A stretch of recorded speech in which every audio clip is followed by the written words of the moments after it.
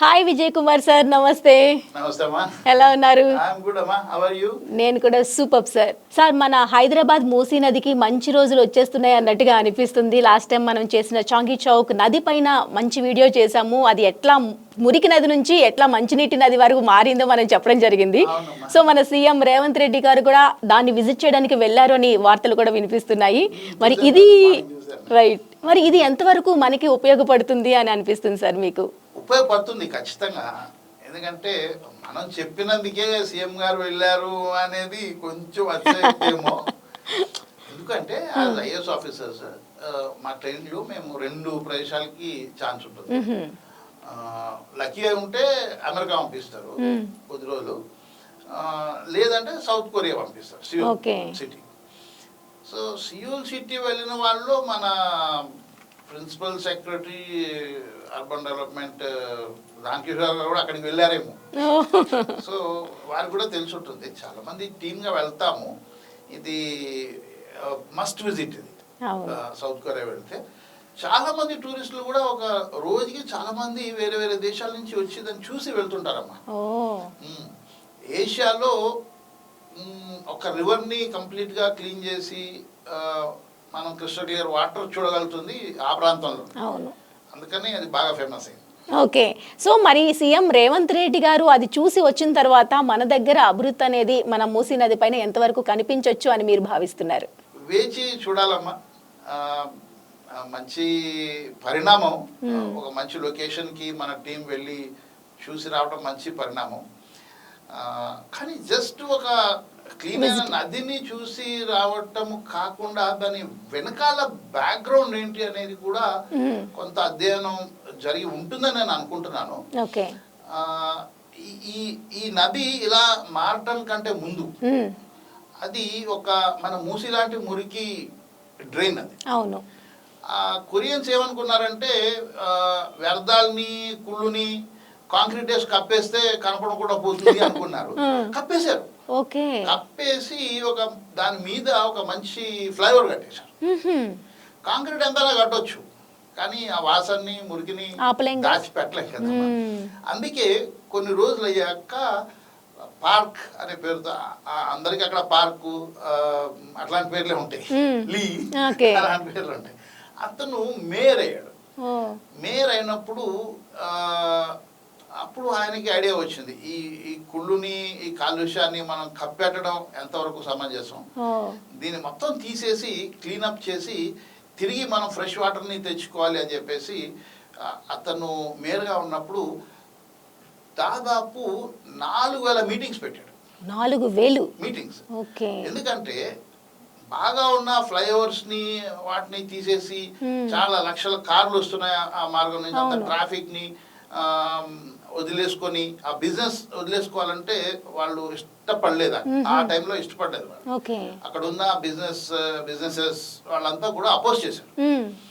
Oppose చేసినప్పుడు ఈ mayor గారు 1 by 1 కొన్ని సంవత్సరాలు కష్టపడి మీటింగ్స్ పెట్టి అందరితో ఒప్పించి చాలా లక్షల టన్నుల కాంక్రీట్ ని రిమూవ్ చేసి రోడ్స్ ని రిమూవ్ చేసి ఇప్పుడు తిరిగి ఈ క్లియర్ వాటర్ ఉండే నదిని ఆయన చేయగలిగారు. అది చేసినందుకు ఆ మేయర్ గారు కొరియా ప్రెసిడెంట్ కూడా అయ్యారు, సౌత్ కొరియా ప్రెసిడెంట్ అయ్యారు. చూసారా, ఒక గొప్ప పని ఎంత వాళ్ళనే చేస్తుంది. అవునమ్మా. రైట్. అంటే మనకి అర్బన్ డెవలప్మెంట్ అంటే మన వాళ్ళ ఉద్దేశం ఎక్కడికక్కడ హై రైజ్ బిల్డింగ్లు కట్టేయటము, కాంక్రీట్ జంగిల్ తయారు చేయటము, అవే గొప్ప అనుకుంటాం. చాలా సార్లు న్యూస్ లో మీడియాలో కూడా మనం చూస్తుంటాం, మేము వచ్చాక ఇన్ని ఫ్లైఓవర్లు వచ్చాయి, ఇన్ని బిల్డింగ్లు వచ్చాయి, ఎకరం భూమి 100 కోట్లు దాటింది. నిజమే. ఇలాంటివి మనం వింటుంటాము. ఎకరం భూమి 100 కోట్లు దాటకూడదమ్మా. ఎవరికి అఫోర్డబుల్ అవుతుంది? బాగా ఉన్న వాళ్ళకే అది ప్లస్ అవుతుంది. కరెక్టే. కానీ ఎంతమంది దాన్ని అఫోర్డ్ చేయగలుగుతారు? కొన్ని సంవత్సరాలు అయిన తర్వాత ఇలాంటి రియల్ ఎస్టేట్ అర్బన్ డికే అనే కాన్సెప్ట్ ఉంది. అంటే ప్రజలకి అందుబాటులో లేకపోవటం, దూరం అయిపోవటము, బాగా ట్రాఫిక్ జామ్లు అవుతుండటము, ఇలాంటి కారణాల చేత కాలక్రమేణా ఇలాంటి real estate, urban real estate, urban blight, urban decay అనే కాన్సెప్ట్. ఉదాహరణకి డెట్రాయిట్, బాల్టిమోర్, క్లీవ్లాండ్, ఇవి ఇండస్ట్రియల్ రెవల్యూషన్ వచ్చాక డెట్రాయిట్లో ఏ కార్ అంటే డెట్రాయిట్లో తయారయ్యేది. కానీ రాను రాను ఏమైపోయిందమ్మా, మనకి బ్యాటరీ డ్రివెన్ కార్స్ వస్తున్నాయి, టెస్లా, BYD. సో ఈ పెట్రోల్ డీజిల్ కార్లని వాడటం మానేశారు క్లైమేట్ చేంజ్ వల్ల. సో డెట్రాయిట్ అనే సిటీ కేవలం ఈ ఆటోమోటివ్ ఇండస్ట్రీ మీద, డీజిల్ పెట్రోల్ కార్ల మీద డిపెండ్ అయిన ఒక సిటీ. ఓకే. ఆ తర్వాత ఏమైపోయింది, అక్కడ నుంచి ప్రజలు ఆ ఇండస్ట్రీ డౌన్ అయిపోయేకి అక్కడ నుంచి ప్రజలు వెళ్ళిపోవడం మొదలు పెట్టారు. సో ఇప్పుడు డెట్రాయిట్ లో మనం చూసినట్లయితే చాలా బిల్డింగ్లు, కాస్ట్లీ బిల్డింగ్స్, ఆకాశ హర్మ్యాలు ఖాళీగా ఉంటాయి, ఎవరు ఉండరు. ఓకే. ల్యాండ్ రేట్స్ పెరగడం వల్ల ఆ రోజు లేదు, ఆ సరదా వస్తుంది, ఆ జోష్ వస్తుంది. కానీ కొన్ని సంవత్సరాలు అయిపోయిన తర్వాత ల్యాండ్ రేట్ ఒక 100 crores ఏకర్ అయిన తర్వాత అమ్మా, దాంట్లో 5 అంతస్తులో 10 అంతస్తులో కడితే కుదరదు. ఒక 30 అంతస్తులో 50 అంతస్తులో ఉండాలి. సో 50 అంతస్తుల్లో అంతమంది ఒక 5,000 మంది ఫ్లాట్స్ 10,000 ఫ్లాట్స్ వచ్చాయనుకోండి, దానికి కావాల్సిన ట్రాన్స్పోర్టేషన్ ఫెసిలిటీ ఎలా ఉంటుంది అంటే మనం మళ్ళీ రోడ్లు వైడెన్ చేయాలి. రోడ్లు ఎంత వైడెన్ చేసినా something called an urban metropolitan transportation problem. రోడ్లు వైడెన్ చేసి డిస్టెన్స్, రీచింగ్ టైం తగ్గించామనుకోండి, సిటీ ఇంకా దూరం వెళ్తుంది. ఎక్కువ ట్రాఫిక్ వస్తుంది రోడ్ల మీదకి. సో అది సొల్యూషన్ కాదు. సో అర్బన్ డికే జరగకుండా ఉండాలి అంటే మనకి ట్రాన్సిట్ ఓరియంటెడ్ డెవలప్మెంట్ అనే కాన్సెప్ట్. ఏంటంటే ఉదాహరణకి నేను ఒక ప్లేస్లో ఉన్నాను, నా ఆఫీస్కి నేను ఎందుకు కార్ వేసుకొని 20 కిలోమీటర్లు వెళ్ళాలి? మార్కెట్కి వెళ్ళాలంటే ఇంకో డైరెక్షన్లో 10 కిలోమీటర్లు ఎందుకు వెళ్ళాలి? నా పిల్లలు స్కూల్కి వెళ్ళాలంటే ఇంకో డైరెక్షన్లో ఇంకో 10 కిలోమీటర్లు ఎందుకు ట్రావెల్ చేయాలి?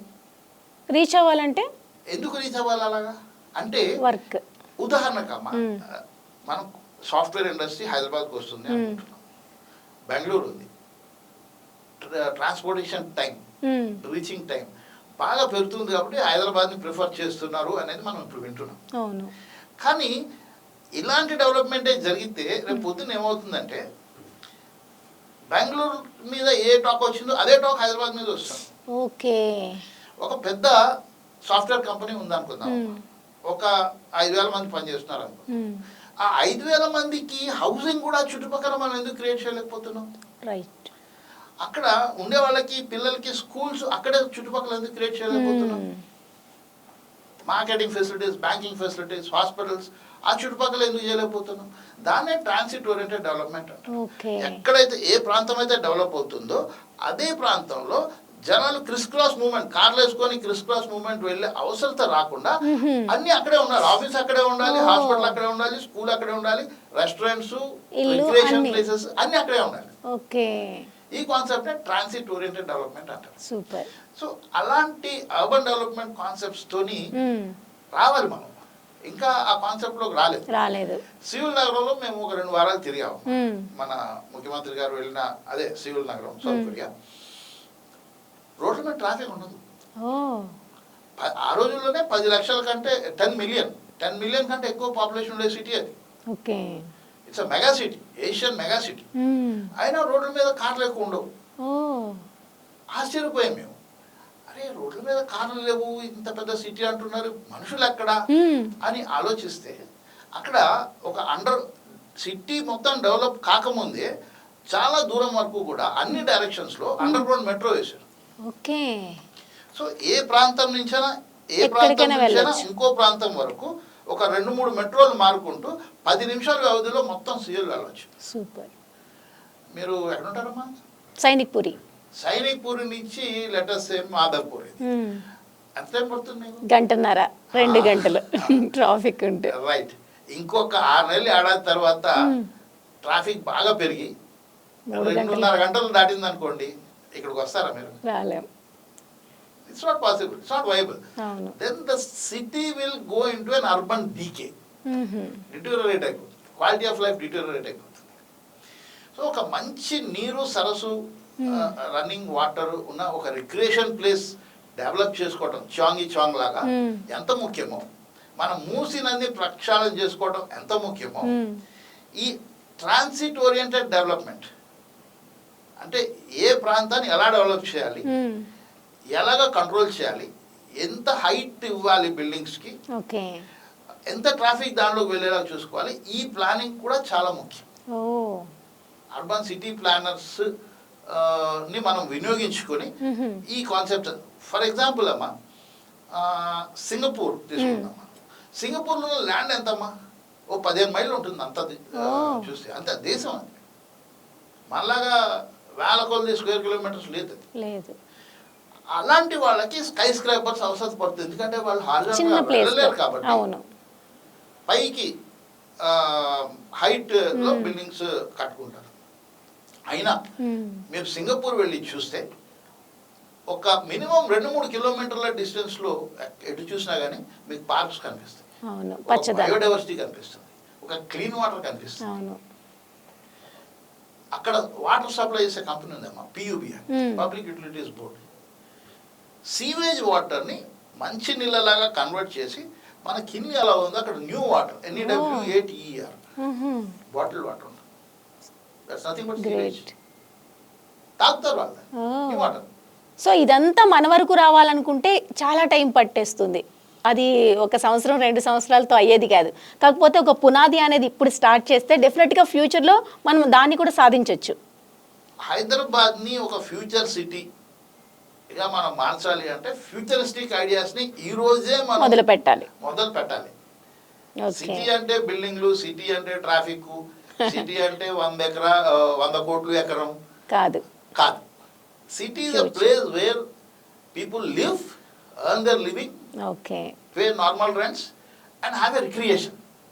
Quality of life ఉండాలి. రైట్. అది ముఖ్యం. Super sir, super. సో మొత్తం పైన మన రేవంత్ రెడ్డి గారు వెళ్ళి విజిట్ చేసిన ప్లేస్ లాగే మన మూసీ నది కూడా రావాలని మనము కోరుకుందాం. Thank you so much sir. దాంతో పాటు అమ్మా ఒక మంచి క్వాలిటీ ఆఫ్ లైఫ్ ఉండే సిటీ కావాలి, హైదరాబాద్ డెవలప్ అవ్వాలి. రైట్. అంతేగాని ఒక competition for high rises, competition for traffic. Right. So ఇప్పుడు ఈ పాయింట్ కూడా మీరు రైజ్ చేశారు కాబట్టి ఈ పాయింట్ విని ఇంకా ఎవరైనా మంత్రులు ముందుకు వచ్చి దీని విధంగా కూడా ఆలోచించినట్టుగా అయితే మనం డెఫినెట్గా సాధించవచ్చు అనడంలో ఎటువంటి అతిశక్తి అయితే లేదు. Super sir, thank you so much, ధన్యవాదాలు.